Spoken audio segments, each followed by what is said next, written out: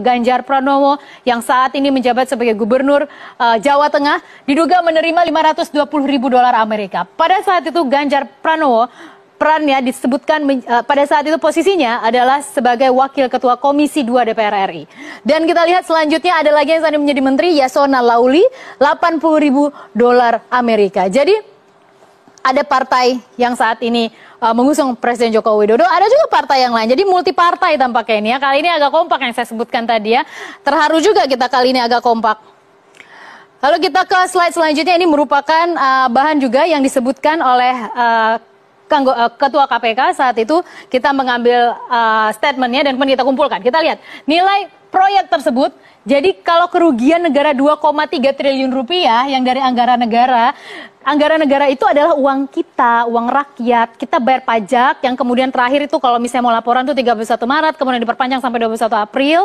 Itu kan berharapnya, jadi sebenarnya siklus pajak itu ketika kita memberikan tax, kita harus mendapatkan return. Return kita sebagai rakyat itu apa? Yaitu public service yang harusnya bagus. Public service itu harus bagus. Ketika saya bersama Anda semua, kita kan kalau bayar tuh pasti bareng-bareng ya. Kalau misalnya dari perusahaan gitu, kolektif kan. Dan itu harapan ketika itu dikumpulkan, kita bisa dapat jalan aspal yang nggak bergerudul. Anak kita bisa sekolah baik, sekolahnya fasilitasnya oke. Kemudian nggak mahal bayarannya, atau kalau bisa gratis.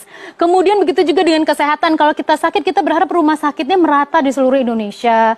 Kemudian fasilitasnya lengkap, dokternya kredibel. Hal-hal yang seperti itu yang sudah diimplementasikan oleh negara maju. Kita kan mau ke sana. Kita bilang kita ready to take off. Untuk itu, tax itu sangat krusial karena menopang 70% penerima negara. Ketika tax ini kemudian dalam bentuk pendapatan negara misalnya, diselewengkan misalnya dengan APBN, kemudian dialihkan untuk jadi proyek bancakan, itu yang sangat membuat hati kita merasa terkhianati gitu. Itu lebih dari segalanya. Dari 5,9 triliun rupiah, proyeksinya 2,3 triliun rupiah kerugian negara. Inilah yang akan diburu